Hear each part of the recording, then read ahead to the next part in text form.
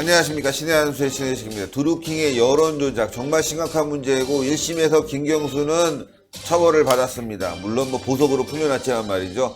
그런데 말이죠. 2심에서 무죄를 받을 가능성이 점점 높아지면서 많은 사람들이 우려를 나타내고 있습니다. 이 자리에는요. 석동현 변호사님 모셨습니다. 안녕하십니까. 안녕하십니까. 예. 자, 이게 당연히 1심에서 유죄가 나온 사안이고 너무 증거가 차고 넘칩니다. 네, 네. 증인들도 많고. 그런데 2심에서 무죄가 나올 가능성이 있다. 이게 웬일입니까? 네. 이게 1심에서 유죄가 나왔으니 무조건 그 2심에서도 같은 결론이다 이렇게 볼 수는 뭐 없습니다만은 예, 예. 그러나 이 사건의 경우만은 판결문에서 이렇게 보듯이 네. 그야말로 증거가 차고 넘치고 법리적으로도 하등의 문제가 없는 그러한 사안입니다만은 어쨌든 이 사건이 일반 형사 사건이 아니라 좀 정치적으로 민감하고 특히 지금 집권 세력의 총애를 받고 있는 그런 피고인이 되다 보니까 그렇죠. 뭐 심지어 1심에서 재판했던 그 판사를 말이죠.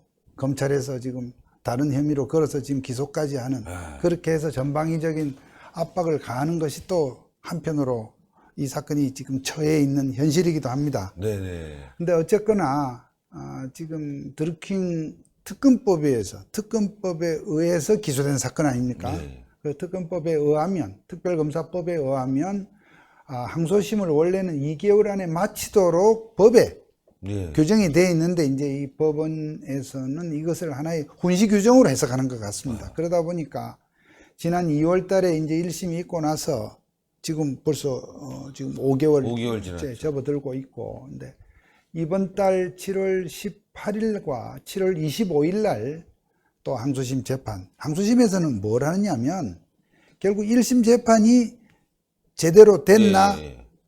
뭐 어떤 문제가 있나 그것을 이제 검토하는 차원에서 대개의 경우에 이와 같이 이제 유죄가 난 사안에 대해서는 이제 피고인이 이것을 어떻든 벗거나 줄이기 위해서 네. 증인들을 신청을 하는 경우가 일반적입니다. 네. 그래서 그 증인들 신문을 증인 신문 절차가 이제 7월 18일, 7월 25일에 있게 되는데 아마도 이게 되면 8월 중에는 2심 선고가 나오지 않을까 이렇게 전망이 되고요.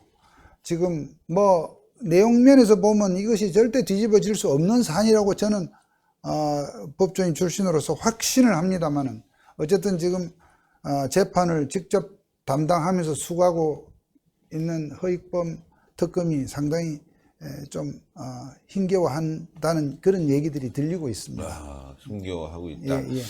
자, 그렇다면 이 말이죠. 이게 2심에서 뒤집어진다면 드루킹 사건의 전말이 다 이제 덮이는 네. 예, 드루킹 단독적으로 한 사건으로 되는 건데 제발 그렇게 되지 말아야 되는 것이고 예. 또 지금 자유한국당이 특검을 주장하고 있지 않습니까? 그렇습니다. 예, 이 특검도 빨리 실행이 돼야 될 텐데. 이 드루킹 여론조작 사건은 뭐 이제 하도 저희들이 이 우리 사회에서 뉴스가 많다 보니까 예, 뉴스가 뉴스를 덮는 그런 사회에 살다 보니까 또 잊으신 분들이 또 들어 계실 네, 겁니다만은 그렇습니다. 네. 드루킹 여론조작이라고 하는 것이 지난 대선 때부터 또 작년 지방선거에 이르기까지 그야말로 그 인터넷 댓글 여론 조작을 시도했던 그런 사건입니다. 그 횟수도 방대하고 또 방법에 있어서도 그야말로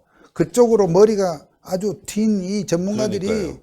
갖은 어떤 이 꾀를 냈고 또 킹크랩이라고 하는 그 소위 매크로 동시에 프로그램. 예. 대량으로 이와 같이 인터넷 댓글 순위를 조작할 수 있는 프로그램을 그렇게 만들었다는 것인데요. 그래서 이 김경수 지사가 이제 보석으로 나온 이후에도 정말 기세등등하게 뭐 그러니까요. 온갖 대통령도 군대를 만나고. 다 돌아다니고, 물론 그건 또 따로 얘기해야 되겠습니다. 네. 이 보석으로 나온 그런 다른 주요 인사들, 특히 이명박 대통령이나 예. 또 변희재 씨 뭐 이런 분들하고 예. 비교할 때 비교가 안 되는 그야말로 그냥 재판 받고 무죄 다 방면이 된 것 같이 예. 그렇게 지금 다니고 있고, 그러면서 또 한편으로 재판정에서나 언론에 대해서 마치 자기는 아무런 끓일 게 없는 양 이런 태도를 지금 취하고 있지 않습니까? 네. 근데 저는 한 생각을 해봤어요. 도대체 수많은 사람을 저도 이 재판이라는 절차에서 만난 제 경우를 비춰볼 때 어떠한 법을 어기고 잘못을 범죄를 저지른 사람들의 심리는 저희들이 느낍니다. 네. 즉 저 사람이 정말 억울해서 저러는 것일까? 아니면 자기가 잘못은 한 거를 알고 있는데 예. 일종의 어떠한 블러핑 예, 이를테면 자기가 속임수. 이 벌을 적게 받기 위해서 혹은 이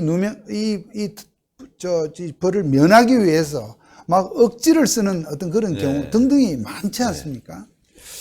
김경주 지사의 경우는 저는 그런 생각을 합니다.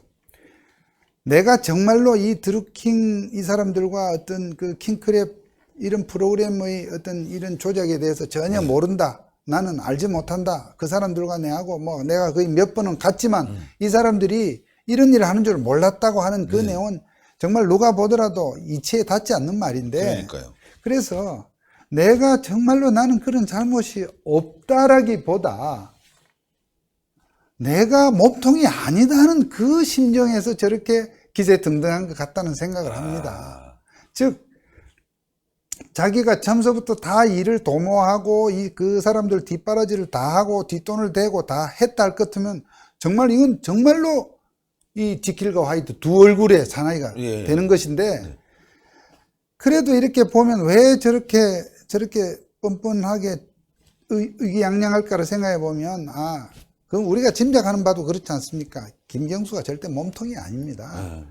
이 킹크랩의 여론 댓글 조작 사건은 그 킹크랩이라는 프로그램을 그날 시연할 때 봤냐 안 봤냐 지금 재판은 그런 틀 속에서 이루어지고 있으니까 답답한 노릇인데 사건을 조금만 저희들이 좀 넓게 보면 결국 드루킹 일당들을 몇 년 동안 먹여 살린 사람이 누구입니까? 김경수죠. 또 저는 그 이상이라고 보는 거죠. 그 이상. 예. 그러니까 그 드루킹 일당들이 느릅나무 출판사라고 하는 이름만 걸어놓은 출판사를 놓고 여러 명이 몇 년을 거기서 소위 그 조직을 운영했다고 하면 거기에 드는 그런 운영비 뒷받침을 한 세력이 있다는 것이죠. 그 세력에서 김경수는 저는 하나의 심부름꾼이라면 좀 심부름꾼보다는 좀 높겠지만 어쨌든 그러한 역할을 중간 정도이지 김경수 지사가 되기 전 시절에 무슨 국회의원 시절에 이럴 때 어떤 그에게 돈을 모아서 그 사람들 서포트를 뒷받침을 다 했겠느냐 저는 그렇게 보지 않거든요. 결국은 그 뒤에 소위 이 드루킹 세력의 이런 여론 조작 활동을 뒷바라지하고 이렇게 하도록 그동안 힘을 이렇게 뒤에서 실어주고 이 사람들의 나름대로 보안을 취해주고 한 그 전체를 밝혀내는 것이 앞으로 해야 될 정말 이 사건에서 추가로 수사해야 될 대목이기도 하고요. 특검의 그 시간적 한계, 인적 한계 때문에 사실은 이만큼 김경수 지사를 기소한 이것만이라도 어마어마한 그런 공로라고 하는 걸 제가 다른 기회에서 말씀드린 바 있습니다. 의권 특검이 그 당시에 얼마나 좀 이렇게 이 특검에 대해서 비협조적이고 악조건에서 이만한 성과를 올렸지 않습니까? 만약에 여건이 된다면 새로운 특검을 해든 일반 검찰에서 김경수보다 더 윗선, 즉 이 드루킹의 실질적인 배후 뒤에 지원 세력을 밝혀야 되는 것이고 그것은 언젠가 밝혀야 될 것입니다. 그렇습니다. 그런데 지금 당장 이 재판에서는 김경수가 그 킹크랩 프로그램을 소위 알았느냐, 그 시연하는 걸 봤느냐, 이걸 갖고 이제 증인들을 막 내세우는 거예요. 그날 김경수 지사가 이 소위 느릅나무 출판사에 왔는데 옆방에 있었고 이쪽 방에서 하는 이런 킹크랩 시연은 봤느냐 못 봤느냐, 알았느냐 몰랐느냐, 사실은 낯간지러운 얘기입니다. 왜 그날 거기를 갔겠으며 또 그것이 그날 하루에 개발된 프로그램이 아니단 말씀이에요. 그러니까 그러한 여론 조작의 중요한 무기 수단이 되는 그 프로그램 개발하는 과정을 전모를 쭉 알고 있는 입장에서 갔으리라고 보는 것이 저희들의 상식적인 추론입니다. 예, 그런 예. 상황에서 재판의 특성상 그날의 그 행동을 놓고 알았냐 몰랐냐 증인신문을 하고 있으니 만약에 2심 법관이 그렇게 아주 좁은 시야에서 봐가지고 우리가 유죄 무죄다는 건 그렇습니다. 유죄는 증거가 완벽해야 되지만 무죄는 그 공수사실이 하나부터 열까지 다 틀려야만 무죄가 되는 것이 아니라 어느 한 부분만 허물어져도 그렇죠. 의심스럽다 네. 해서 무죄를 쓸 수 있는 것이 이 재판의 특성이기도 합니다. 예, 예. 그런 점에서 저희들이 약간의 긴장을 하게 되고 그래서 결국 국민들이나 지금 드루킹 재판에도 언론사에서도 별로 오지 않는다 그래요. 네. 그러니까 결국은 언론들이 더 관심을 가져주고 또 그 밖에 우리 우파 진영에서도 이러한 드루킹 사건의 심각성, 중대성을 감안해서 계속 관심을 가져야 줘서 되겠습니다. 허위범 특검에게 우리가 무언의 응원과 그런 참 성원을 보내주는 것이 길을 모아주는 것이 네. 참 필요하다는 생각이 들고요. 예.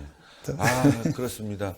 아, 허위범 특검이 이 공소 유지를 제대로 해서 처벌을 할 수 있게끔 여러분들 성원을 좀 많이 해 주십시오. 물론 뭐 여러분들의 성원이 뭐 재판에 영향을 미친다 이런 것보다도 아마 더 열심히 할 거고 여론 상황이 이렇게 움직이기 때문에 재판부도 함부로 재판을 못 할 거 아니겠습니까? 아, 김경수 보석 풀어준 것만 봐도 찝찝했는데 역시 상황이 안 좋군요. 예. 드루킹 사건의 이 항소심 판결은 대한민국 사법부가 정말 정의를 세우고 지난 2년 동안 적폐 수사로 말도 많고 탈도 많은 지금 이 상황 속에서 정말 1심 재판장이 재판을 했던 사람이 지금 거꾸로 형사법정에 피고인으로 서게 만드는 이러한 사법부의 어떻게 보면 탄압이고 사법부의 이런 조종 이런 상황 속에서도 사법부가 바로 설 수 있기 위해서는 2심 재판부의 정말 용기 있는 소신 있는 그러한 재판과 판결을 저희들이 기원해야 된다 이렇게 생각합니다. 예. 아유, 오늘도 좋은 말씀 대단히 감사합니다. 예, 감사합니다. 예. 대한민국 자유민주주의를 훼손한 사건입니다. 예. 댓글 사건 민주당이 뭘 했습니까? 이건 대한민국의 자유민주주의 헌법 질서를 훼손하는 중대범죄다. 이거 민주당 얘기거든요. 근데 그 당시에 댓글은 수천 개였는데 김경수 드루킹 일당이 문제 삼은 인터넷 글들은요. 거의 1억 개. 어우, 엄청납니다. 그 숫자가. 그렇다면 이건 뭐 대한민국을 박살냈다는 거죠. 이거 철저히 수사하는 게 상식이라고 생각합니다. 2심에서도 1심보다도 더 강한 중형을 내리길 재판부에게 부탁드립니다. 자, 방송 여기까지 하는데요. 여러분들 구독 버튼, 추천 버튼, 댓글로 많은 성원 부탁드리겠습니다. 대단히 감사합니다. 감사합니다. 감사합니다.